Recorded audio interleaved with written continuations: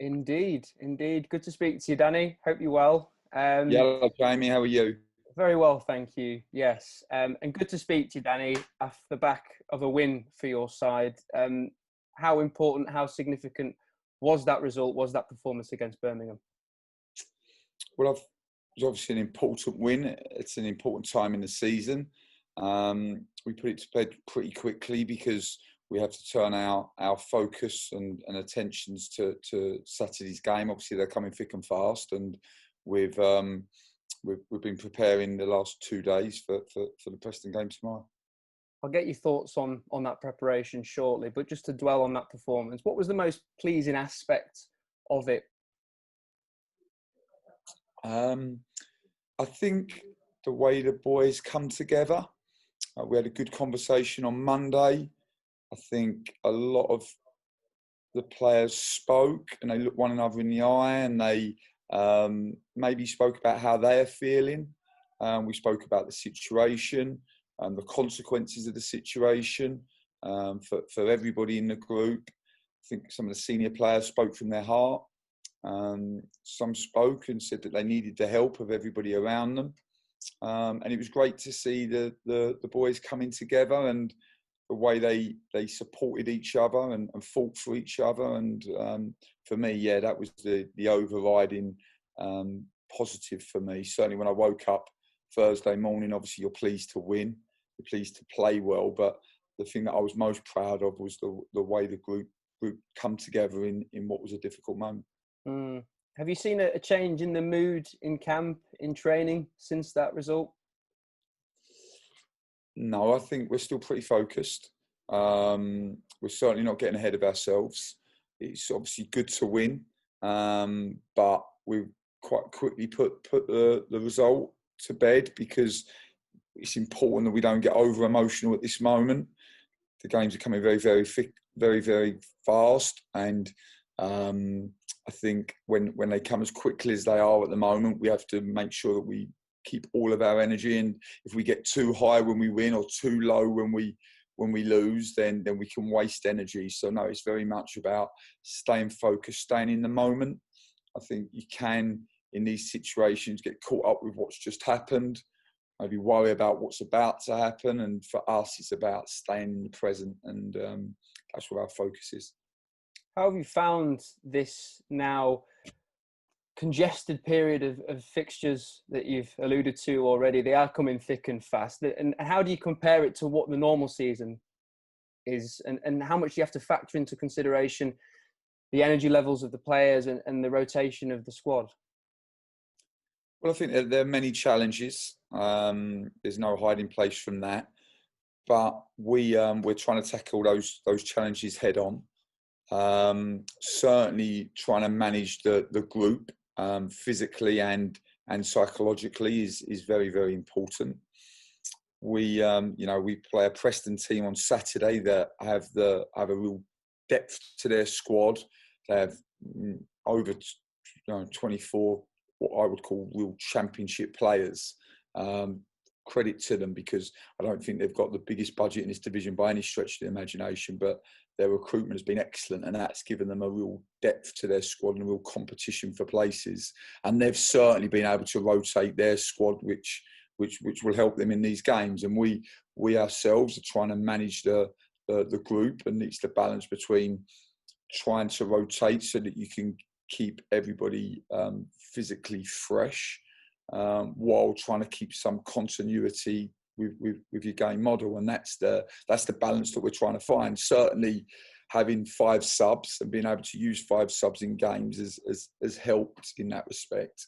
But again, there's been, with that rule change, there is naturally some different variables that happen that need to be managed. In terms of Preston themselves, you've alluded to their squad depth, but a team in the championship table who themselves are still in touching distance of the playoff places, albeit their record hasn't been great of time. But you have to take that into consideration. Obviously, you're scrapping for your lives at the bottom of the championship table, but themselves have got their own ambitions this season. Yeah, we've got an awful lot of respect for Preston. I think they've Alex Neil has done a very good job there. They're a direct team. They play forward very, very quickly. They ask a lot of questions of you. Physically, they are very, very good. One of the best teams in the divisions in terms of intensity and aggression. We took some positives certainly from the Birmingham game. Probably the first direct team that we've beaten, and that is a really good sign for us. I was really proud of the way we competed on Wednesday. Our physicality in both boxes was really good. It was a real plus to create so many chances from set pieces. I think we had 6 clear-cut chances ourselves in the game. I think from set pieces alone, we obviously scored 2 goals and won a penalty from another set piece. So that they were real positives. And equally importantly, we defended our box much better than what we had done in the previous 2 games. So that was good. And we know with Preston exactly what we're up against. And we need to make sure that we compete with them.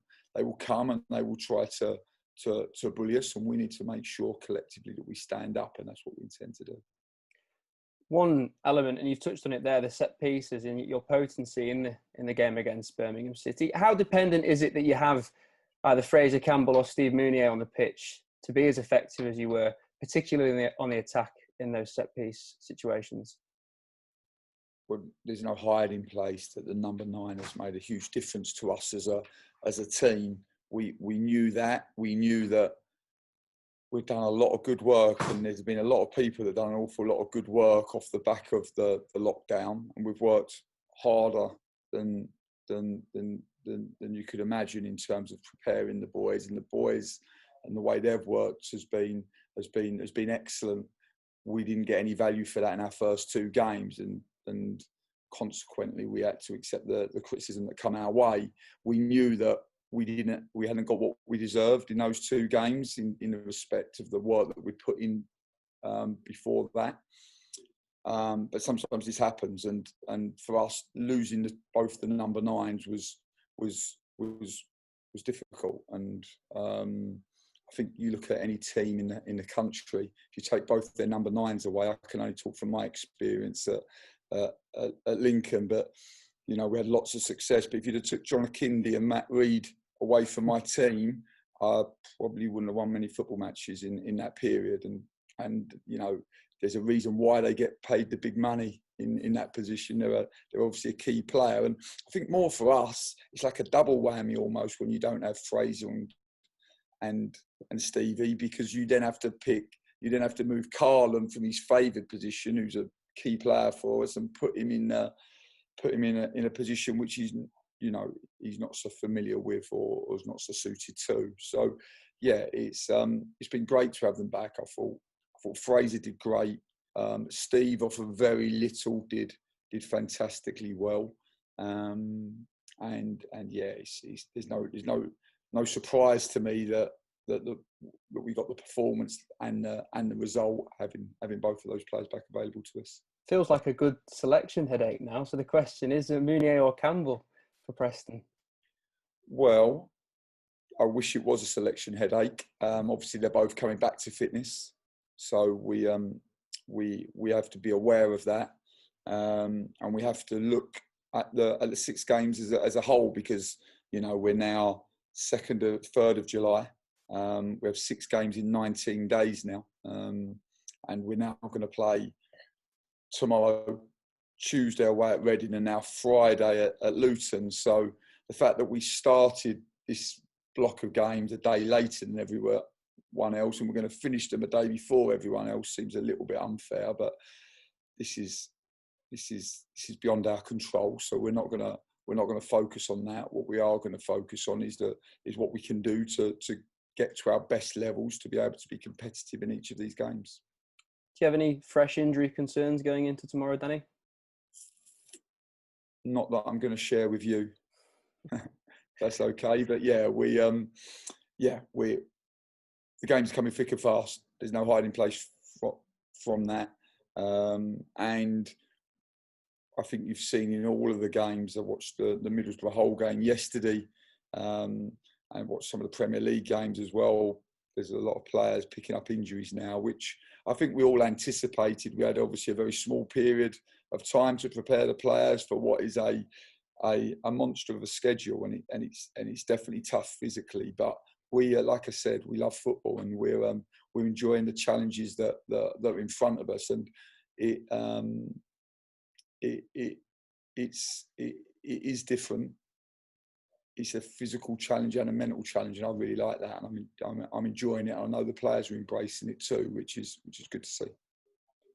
You've said to us often this season that 50 points is the target for your side. Now that we understand the context of the Championship table somewhat more coming towards these last 6 games, has that equation at all changed for you?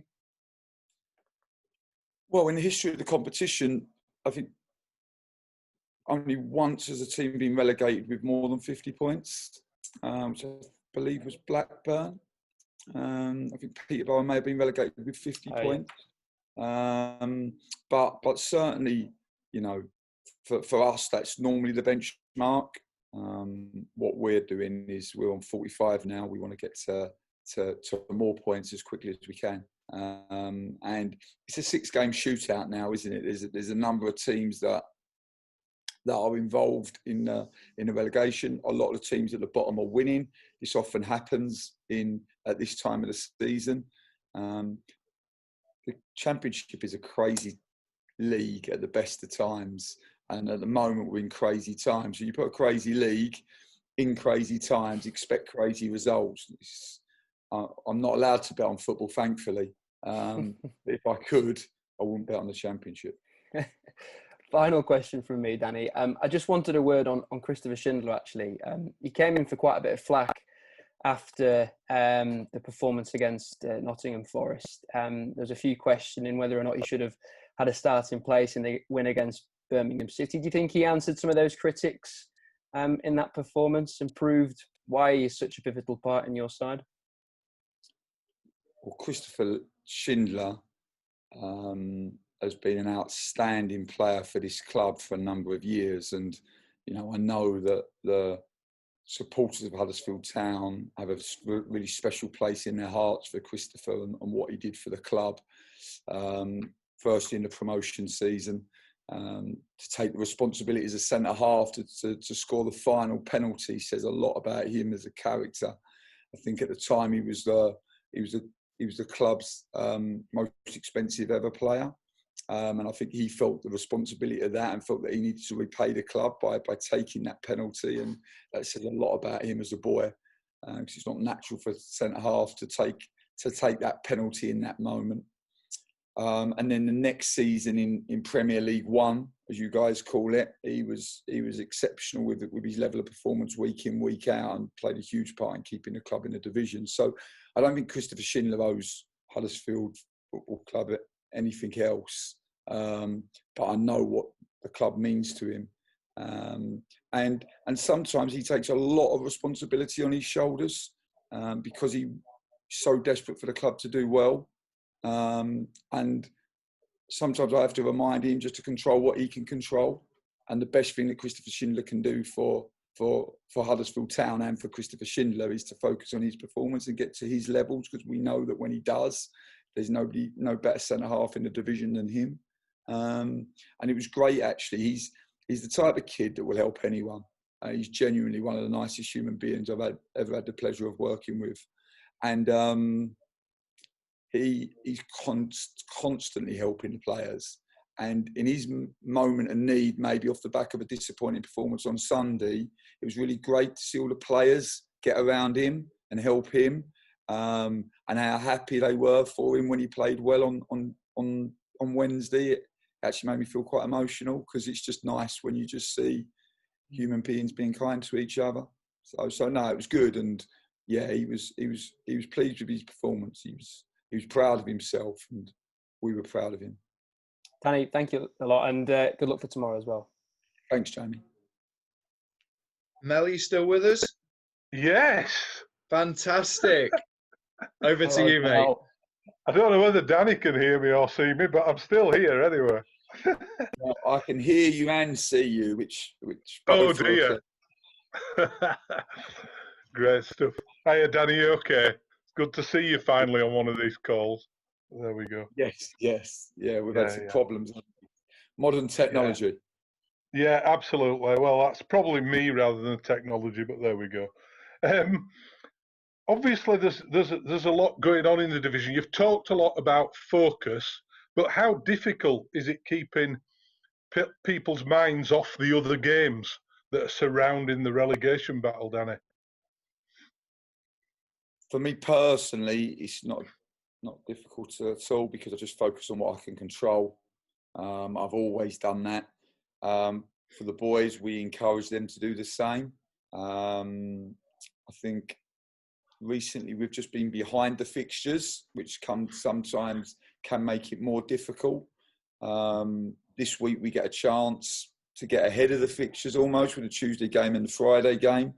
But ultimately, we know what we need to do. We've known what we needed to do since the moment we come in the building. I think, you look at since the day we come in, I think the league table suggests that we would be 12th in the division and maybe 5 points off the playoffs. So, yeah, our form has been to that level. It's not as good as I'm used to because I'm used to winning more.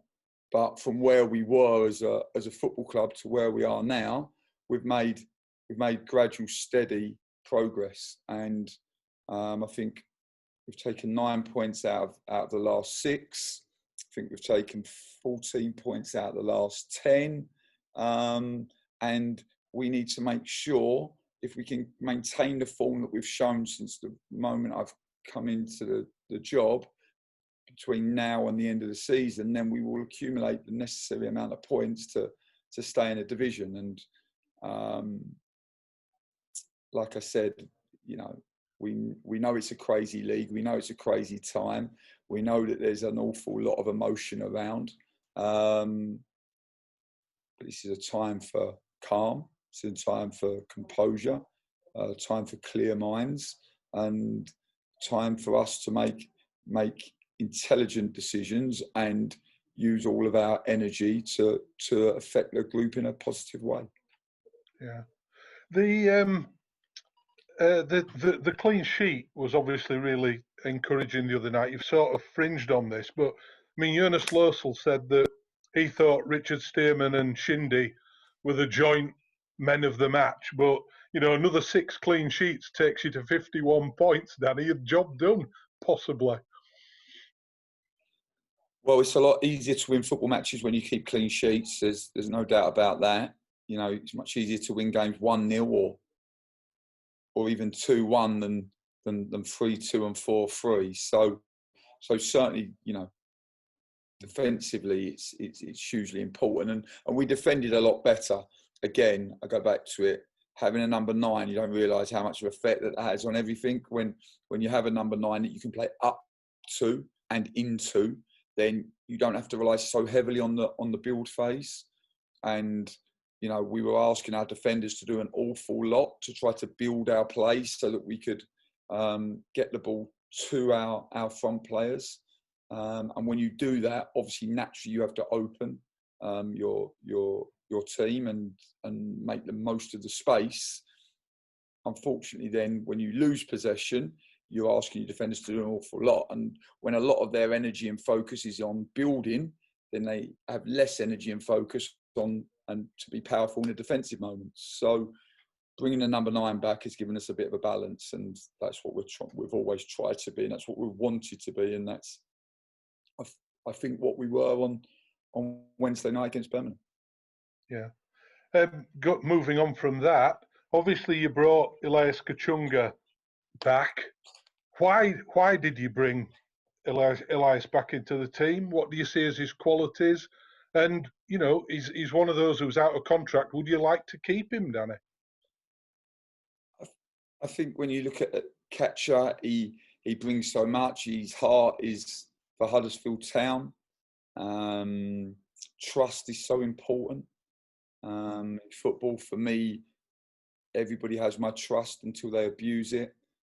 The players have my full trust. Elias has my full trust. Even though he's out of contract, I know that he will give it his everything for the team. And he played with passion and physicality. He may be small, but he gives you more physicality. He's very good in both boxes, and it was an area that we felt that we'd been not so good in. So we felt that him coming back in offensively, obviously he gives you more threat, but also defensively. And he's actually a very, very good marker, which we felt was important for the game against Birmingham when you looked at their profiles and their strengths. So it was good to have him back, and I'm pleased that he contributed as well as he did for the team. Yeah, he's obviously with the situation with Jon Stankovic, not to try and labour the point too much, but has he got a future at Huddersfield Town, Catcher? We hope so. We hope so. The truth is, we don't know, because we don't know where we're going to be at off of the back of this situation. That's in terms of league position, in terms of the club, and when the next season's going to start, and if supporters are going to be allowed or not, and what the budget's going to be. There's a lot of uncertainties, and Elias understands that, as does Colin, and the other players that are out of contract. What we have to do is make sure that we all these uncertainties, we actually have a ability to be able to affect them, and that's what we're trying to do. We believe we can control our destiny, and we're putting our focus and energy into trying to do that. Yeah. Was Tommy Elphick there the other night supporting you? Yeah, Tommy is. Yeah, Tommy comes to a lot of games. He comes to all the home games. Tommy spoke with the group on Monday, and was another one who really spoke from the heart. He's obviously lived similar situations to this before. His experience is really important to the group. I know the group hold him in really high esteem. He spoke some really good words on Monday, and the feeling was that it would benefit the group for his presence, and it was great to see him celebrating. It's always nice, you see the third goal. We scored a third goal. Watch Jon Stankovic. Watch his celebrations. Watch what it means to him. And when I talk about feeling proud the morning after the game, it's them moments that make me proud. Working with really good people, and in our dressing room we've got some really good people. Yeah. Onto the other end of the pitch, with Carlan obviously scored the first penalty, but then missed one, and the general sort of consensus of opinion seems to be, for some reason, he didn't look quite as confident as he previously has done. Does he still get your vote to be our penalty taker, Danny? Never heard Carlan Grant and not confident in the same sentence before. It's not something that I'm normally worried about with regards to Carlan. He's a pretty confident boy, and when you put him with a ball in front of a goal, he becomes even more confident. So no, it's not something that keeps me up at night. He's an unbelievable finisher, and I couldn't imagine trying to take the ball away from him from penalties, even if I wanted to, and I certainly don't want to.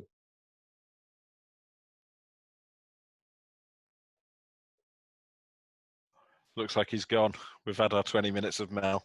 Gave him my best joke as well. I know. I'll fill him in later. Got a meter with that Wi-Fi. Yeah, I know. It's the old style 10p's as well, so he's running low on his cash. Smiling. Yeah, exactly. Oh well, there we go. I've got his questions here, so I'll carry on.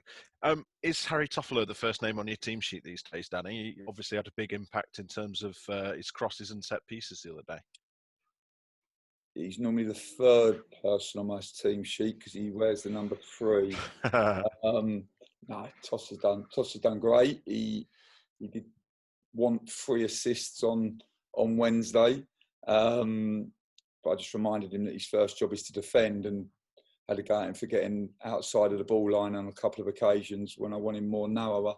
So no, Toss is a good kid, and he's doing okay, and he needs to keep doing okay. So,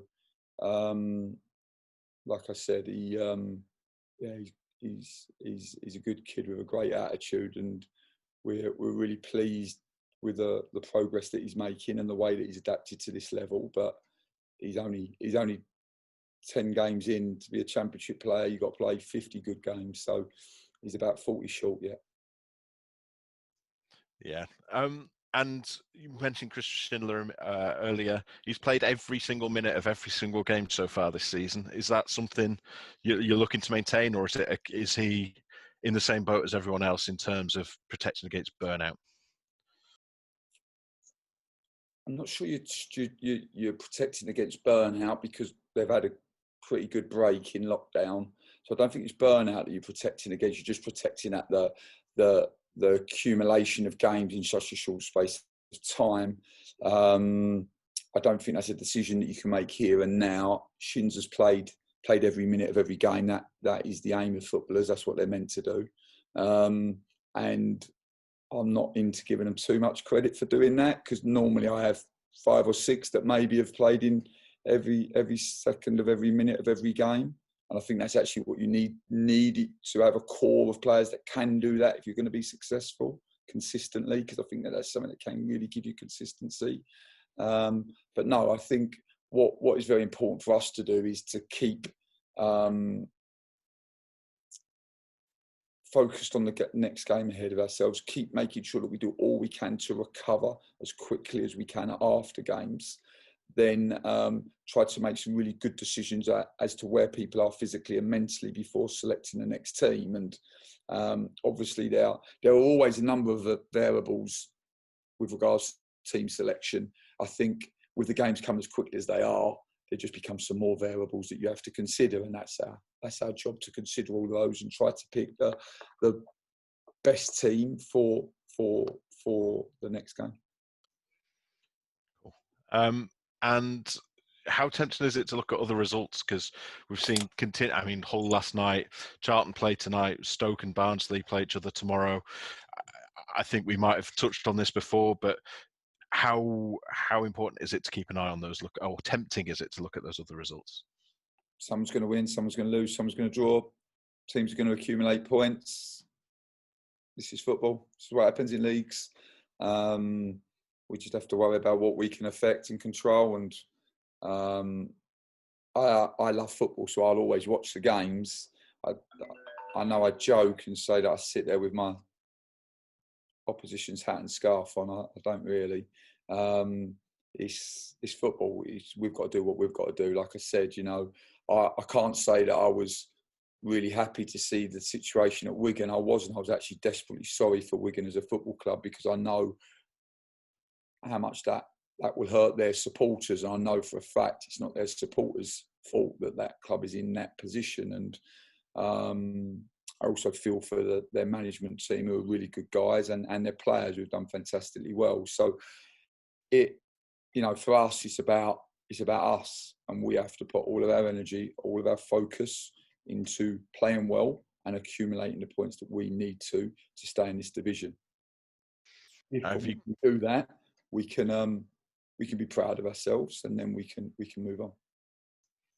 Excellent. And have you got any games in your diary coming up that you'll be going to scout over the next days, weeks? Yes, yeah. So we will. We half contemplated going to Millwall tonight, but it's just too far. So we'll watch that one tonight, and then game Sunday, and then a game Wednesday. So this is the good thing, is it's actually, I feel guilty because I know there's loads of people that would love to come to games now, and I feel like I'm going to loads of games, and it's actually quite nice because you've got no traffic either. So it's a bit like when I was at Concord Rangers, you can get in and get out, and you never had to, you didn't have to worry about all the traffic before games and after games. So no, there's nothing better than seeing live football, and in terms of preparation and understanding the opposition's team. We watch loads of football Y Scout and on Huddle. But when you're there live, you can really feel the temperature and you can see the body language, and sometimes that is as important as the tactical element of the game. Great. Cheers, Danny. Thanks, Stephen.